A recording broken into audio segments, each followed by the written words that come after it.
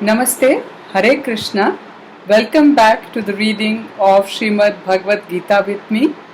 Those of you who have already subscribed and have been listening, you know that we have already completed the reading of chapter 1, and which was basically setting the whole foundation for the real Bhagavad Gita to take place, which is actually Swayam Bhagavan Sri Krishna singing the song where he is giving the ultimate knowledge about the way of life, if I may call that, to Arjuna, and while doing so, he is in a way sharing that knowledge directly with each one of us. We are so fortunate to have this opportunity to read this, and not just the verses from the Srimad Bhagavad Gita, which are actually in Sanskrit, but for our advantage, we are grateful to the wise masters like A.C. Bhakti Vedanta Swami Prabhupada and Swami Bhakti Gaurava Narasingha, who have very kindly translated the verses in English and then given commentaries or purport so that we can actually relate to it and understand it. So I hope you all are benefiting as much as I am doing by this reading. I would request all of you to please like the video, share it with whoever else you think will benefit from this, and also I'd be happy to receive any questions you may have or any comments or suggestions that you may want to give to make this reading more interesting. Today we are going to start reading the second chapter, which is entitled Sankhya Yoga, which basically means the yoga of analysis. But for all practical purposes, this is where the entire contents of the yoga has been summarized. So this is where actually in the second chapter of Srimad Bhagavad Gita is where we will hear and see Lord Sri Krishna actually speaking up. So far, Sanjaya was informing King Dhritarashtra about what's happening on the battlefield. We saw the confusion that Arjuna is in, and we also saw Arjuna seeking Lord Krishna's advice to know what he should be doing, because while he is standing on the battlefield, he actually is overwhelmed with the emotion of dropping all his arms and wants to go away or get killed by his brothers and relations who he loves so dearly, but who are standing on the other side of the army. And he is also feeling extremely emotional and sad about the number of lives that will be sacrificed, of people who are on either side of the army. So this is when he gets confused about really the purpose of this whole thing. What is the right thing for him to do? Is he acting selfish? At this point he feels there is nobody better than his friend, philosopher, guide, the Supreme Lord himself, who has so kindly agreed to become his Partha Sarathi, or one who drives his chariot. So listen in, friends. So I'm starting the reading from verse 1, and I'd like to make one change actually. Since most of us don't really understand Sanskrit, that's my assumption. If I'm wrong, please correct me. I'm going to skip the reading of Sanskrit and directly get on to the translation followed by purport. If you want it any other way, please let me know in the comments or suggestion section here on the YouTube channel. For those of you who are joining in only now, I request you all to please go back to part 1 and do listen in to all the parts which cover the chapter 1 before you join us for chapter 2. It's not too much for you to complete that, because each of the episodes is only about 5 to 10 minutes, and we have done almost like 11 to 12 episodes so far. So it's just like a couple of hours. If you can dedicate, you will be able to catch up to where we are. So let's get started. First verse, Sanjaya said, seeing Arjuna full of compassion and very sorrowful, his eyes brimming with tears, Madhusudana, Krishna, spoke the following words. Purport: material compassion, lamentation and tears are all signs of ignorance of the real self. Compassion for the eternal soul is self-realization. The word Madhusudana is significant in this verse. Lord Krishna killed the demon Madhu, and now Arjuna wanted to kill the demon of misunderstanding that had overtaken him in the discharge of his duty. No one knows where compassion should be applied. Compassion for the dress of a drowning man is senseless. A man fallen in the ocean of nescience cannot be saved simply by rescuing his outward dress, the gross material body. One who does not know this and laments for the outward dress is called a Shudra, or one who laments unnecessarily. Remember friends, when we talk about casteism in India and we talk about the upper class, lower class, I really want to stress on this point while we are reading this, that nowhere in the scriptures it has been suggested that we be classified according to the birth we have or the families we are born in, but more importantly, we should classify ourselves based on our characteristics. Where do we get that from? Based on the core desire we have while we give up our bodies, we acquire the new body with the characteristics that would help us fulfill our desires. So based on that, we are born where we are born and we come with the characteristics we come with, and there are more chances that if you are born in a Brahmin family, you will have the benefits of being exposed to becoming a Brahmana, but that does not mean automatically you are a Brahmana. You have to skill yourself, you have to qualify yourself to be called a Brahmana. So none of us, whichever family we are born in, we cannot be classified as a Brahmana, Kshatriya, Vaishya or a Shudra. That is depending on the characteristics that we display.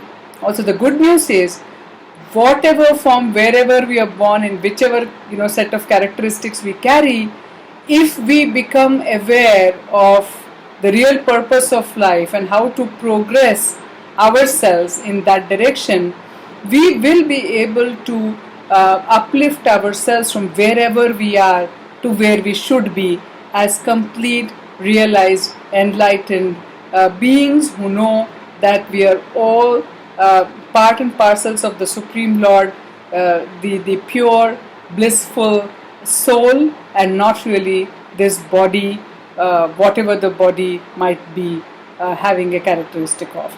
The day we start identifying ourselves as the soul that we truly are, then we don't have to anymore be classified into where our body belongs. Our characteristics will automatically change to being in the Sattvic Guna, being a Brahmin or beyond.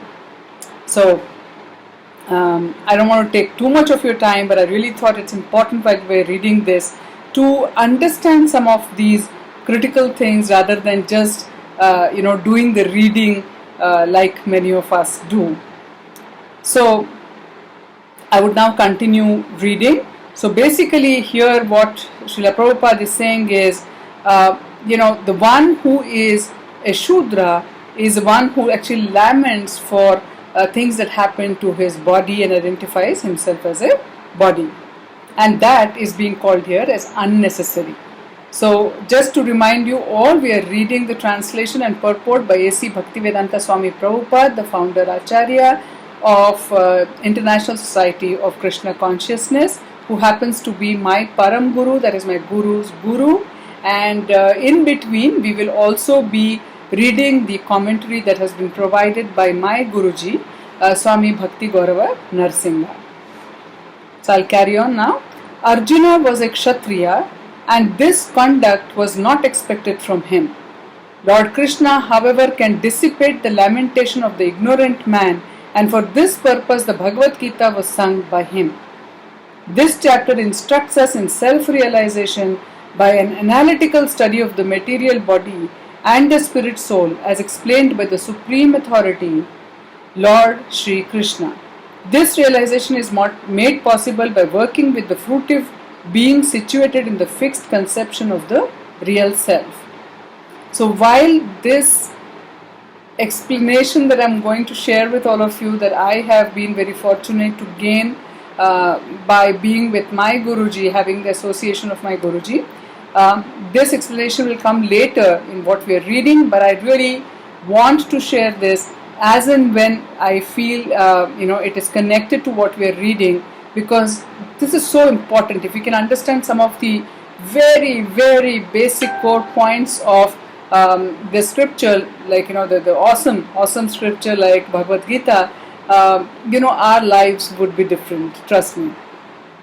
So coming back to this classification of people into the 4 caste system, right? So what I've understood, I'm going to share it very, very briefly. So there are 4 types of people as we are born, right? Depending on the kind of characteristics we have, if we can be honest with ourselves and introspect and look at ourselves, we will be able to know where do we belong. Also based on our skills and what we are able to do, our capacity, and so on and so forth, right? So a Brahmana is the class which is like the intellectual class. Basically, a Brahmana is one who is knowing the Brahman or the Supreme.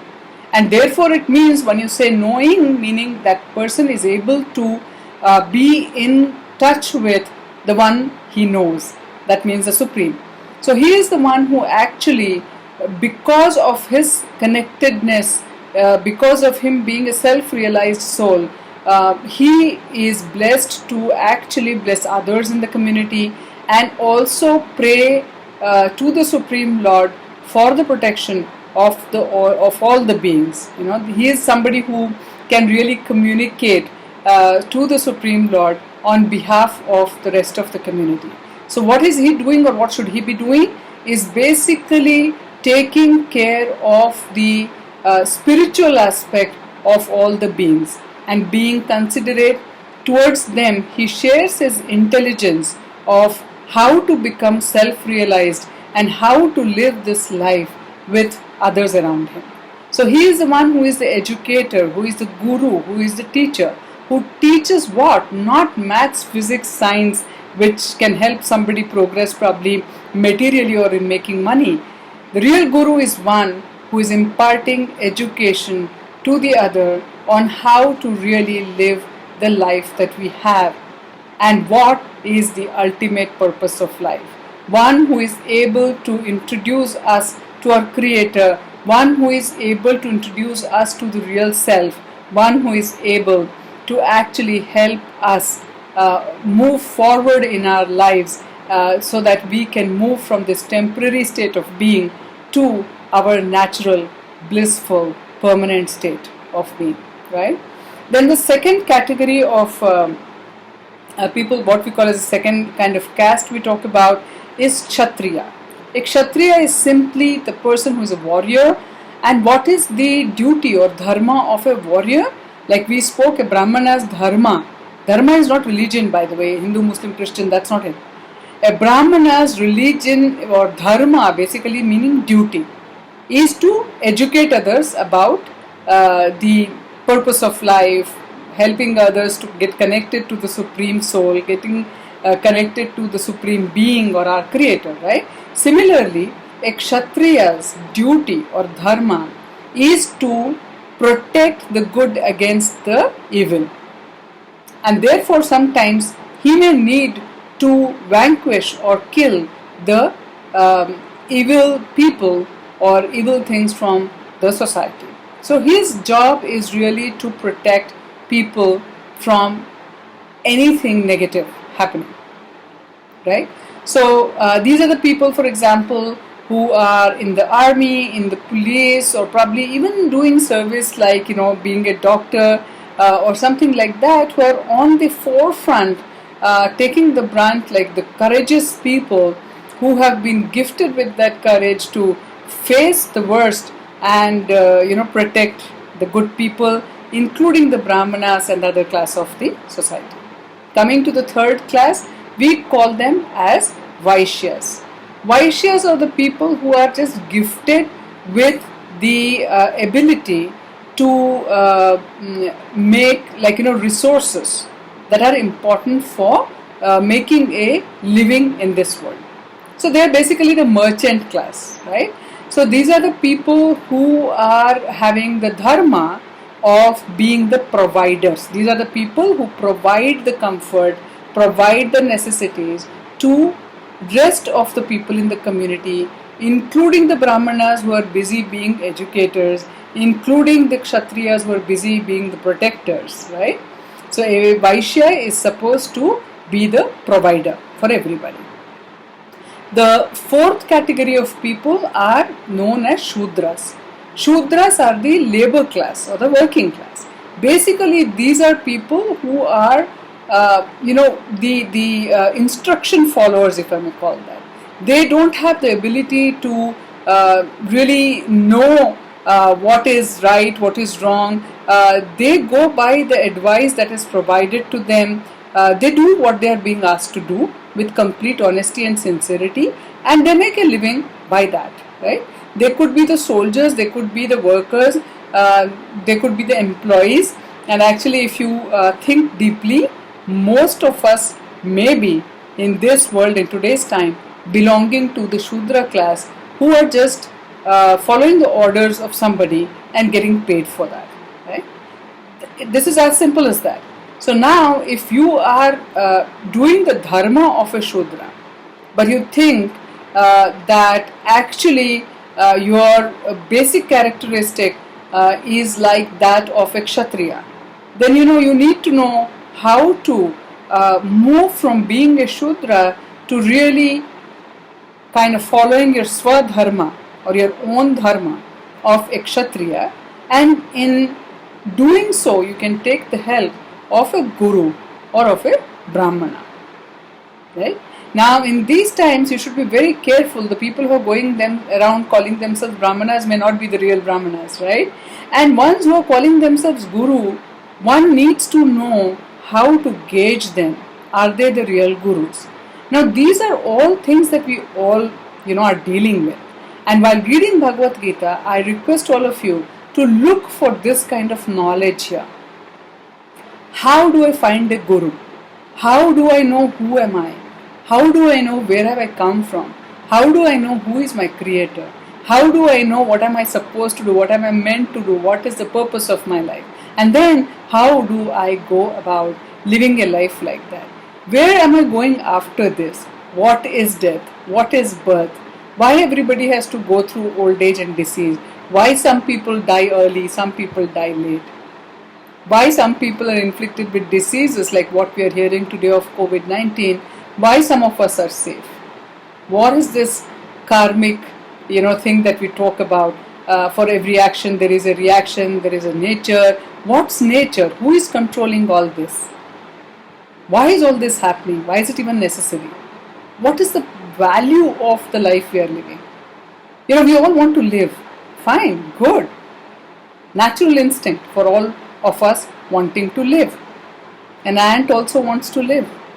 A fly wants to live. Whatever best one can stretch, one wants to live. But the point is, being a human, we have the capacity to ask this question: what is my contribution by living in this world?